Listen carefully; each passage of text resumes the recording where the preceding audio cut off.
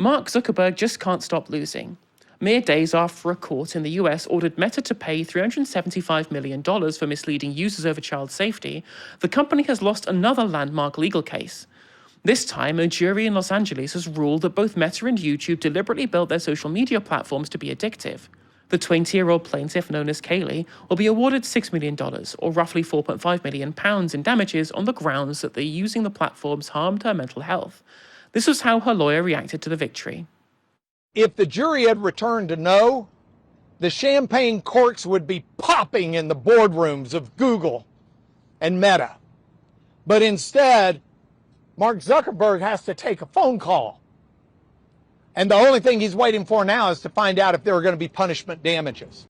And that is the thing that's right, is that the reason why we're in this position where social media have these addicted algorithms, right? We have these addictive social media algorithms because it's good for profit, right? They'd be popping champagne corks in the boardrooms, not just because they would have not had to pay out in these court cases, right? But they would also be popping champagne corks for the future revenue, that the fact that they are essentially colonizing people's time. This is a reference to Bo Burnham, by the way, talking about how in the old times used to colonize land, but that's all been done now.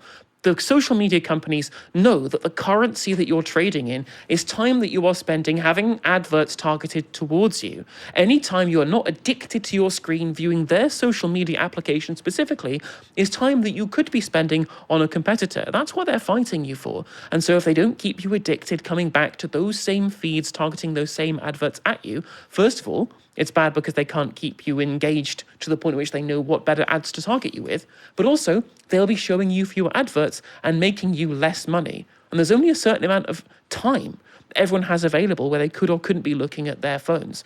And what's frustrating, I find, is that so much of the discussion about social media bans for under 16, under 18s or whatever, regardless of the efficacy of what you think of those plans or not, whether or not that you think that the state should be coming and interacting with the private market in this way, or whether or not that you think that more should be done on the front end, lots of the discussion is around the technology of the phone, as if the phone itself is the problem, rather than the incentive structure by allowing these giant multinationals, like supranational, something that are bigger than whole countries, decide how your children interact with the internet rather than yourself or parents or indeed local communities or even the state, given how large these countries are.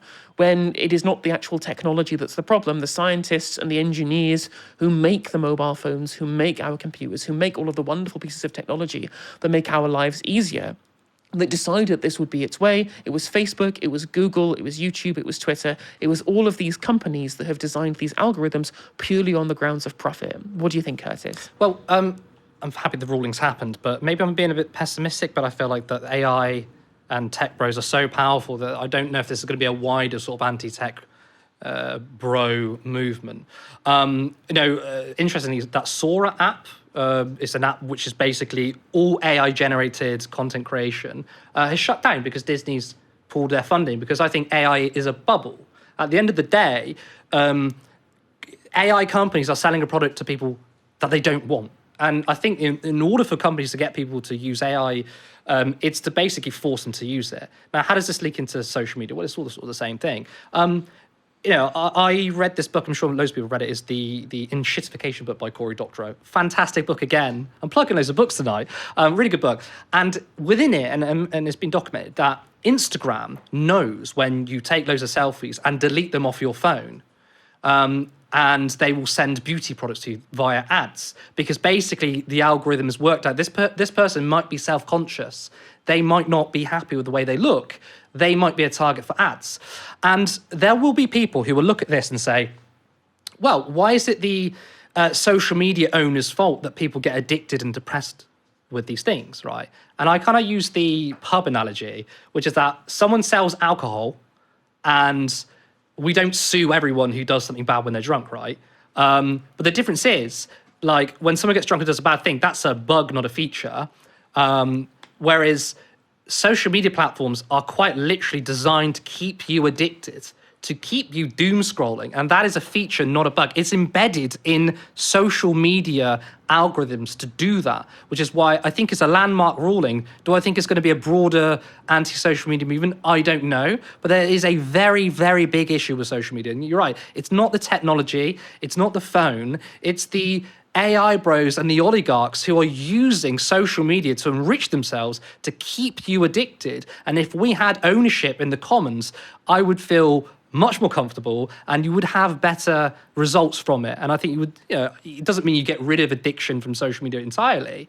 But when the premise of social media is to do that, this is just what the customer's been sold. And it's not their fault, obviously, but that is what they're designed to do.